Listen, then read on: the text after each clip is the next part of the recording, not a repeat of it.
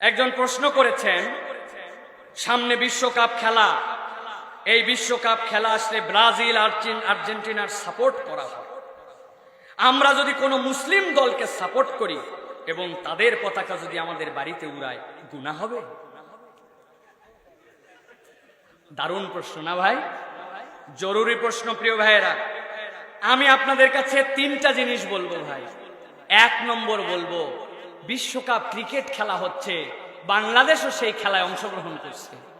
আমাদের এমন নির্লজ্জ, এমন আমাদের আত্মসম্মান বোধটাও নাই যে ভাই যেই খেলায় আমার দেশ গেছে, তোমার এত আবেগ থাকলে একটা পতাকা বাংলাদেশের উঠালে না, তুমি বাংলাদেশের পতাকাটা উঠাও না।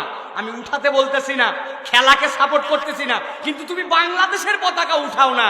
আর তুমি কোন আবালের আবাল, যেই দেশের লোক তোমারে চেনেও না হয়তো, ওই দেশের তুমি পতাকা উঠাও, আর্জেন্টিনা ব্রাজিলের উঠাও। তোমার আবেগ থাকলে আগে দেশের একটা পতাকা উঠান লাগতো।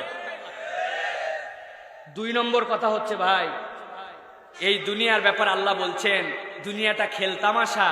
আর এই খেলতামাশার মধ্যে আমরা যে খেলাটা বলতেছি, এটা হচ্ছে একদমই নিরেট আমাদের সময় নষ্ট করা, এবং এটা হচ্ছে শয়তানের পক্ষ থেকে ইমানদারদের কাজগুলাকে এলেমলে করে দেওয়ার এইটা কাজ। আপনি যেইগুলা দেশের পতাকা উড়াচ্ছেন, আর্জেন্টিনা ব্রাজিল, এরা কেউ মুসলমান নয়, মুসলিম তো নয়। মুসলিমদেরকে পছন্দ করে কিনা তাও একটা কথা। আপনি সেইখানে আপনার নিজের হালাল কামাইয়ের পয়সা দিয়ে তাদের পতাকা উড়াচ্ছেন, এটা কোনো মুসলমানের দায়িত্ব, কর্তব্য, নীতি, নৈতিকতা হতে পারে? মুসলমানদের একটা গায়রত থাকবে। গায়রত মানে আত্মসম্মান বোধ থাকবে মুসলমানদের। আপনার আত্মসম্মান বোধ আপনাকে বলবে আমি অপর দেশের পতাকা কেমন করে উঠাই। যার আত্মসম্মান বোধ নাই সে সবই করতে পারে, আর যার হায়া আছে সেই কাজ করতে পারে না, ঠিক কিনা? দুই নম্বর কথা হচ্ছে প্রিয় ভাইয়েরা, যে মুসলমান দেশের পতাকা আমি উড়াতে পারবো কিনা। প্রিয় ভাইয়েরা, যেই জিনিসটা ইসলাম পছন্দ করে না, কেবলমাত্র শরীর চর্চার জন্য যদি হয়, আপনারা গ্রামের লোক মিলে খেলছেন, আপনারা খেলতে পারেন, ইসলাম হারাম বলে না। ফুটবল খেলা হারাম বলে দিতে পারবেন না। হাঁটুর নিচে কাপড় পরে বিকালবেলা শরীর চর্চার জন্য আপনি যেন বলিষ্ঠ থাকতে পারেন, আপনার শরীর যেন ফিট থাকে, ছেলেরা যেন কোন রকম মদ মাদকাসক্তে আক্রান্ত না হয়, তারা যেন মনোবল নিয়ে একটা সুশীল সমাজ গড়ে উঠতে পারে, ফুটবল খেলেন গ্রামে, এটা আপনার জন্য জায়েজ হতে পারে। কিন্তু যেইটা ওইখানে খেলা হচ্ছে, ওখানে হারাম, ওখানে জুয়া, ওটার সাথে ইসলামের সম্পর্ক নাই, নামাজ কালামের সম্পর্ক নাই, নামাজ হলে আজান হলে এইগুলোর সাথে কোনো সম্পর্ক নাই, টাকা পয়সা, বিশ্বব্যাপী আন্তর্জাতিক জুয়ার আসর, এইটার সাথে মুসলমানের কোনো সম্পর্ক থাকতে পারে?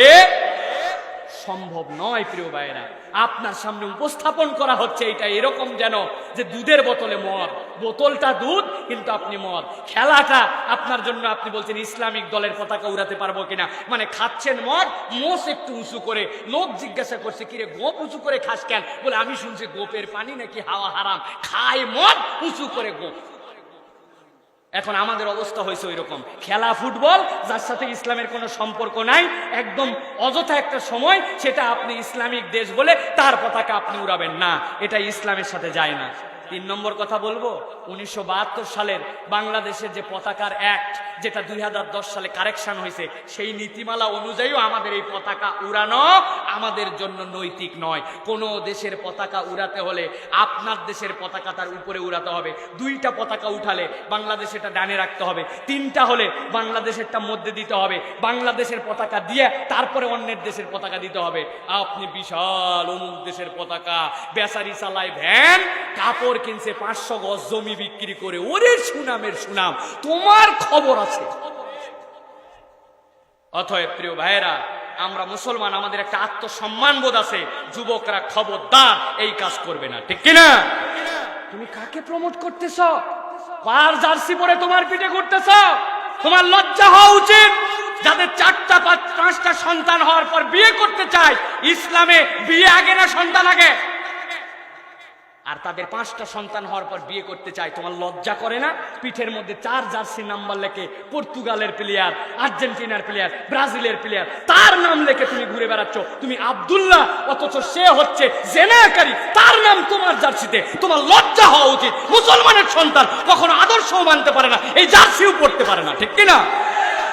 মনে রাখবেন, সুতরাং আমরা এরকম কোনো পতাকা উড়াবো না, এইগুলা কাজের সাথে আমরা সাপোর্টও করব না। রাজি আছেন তো?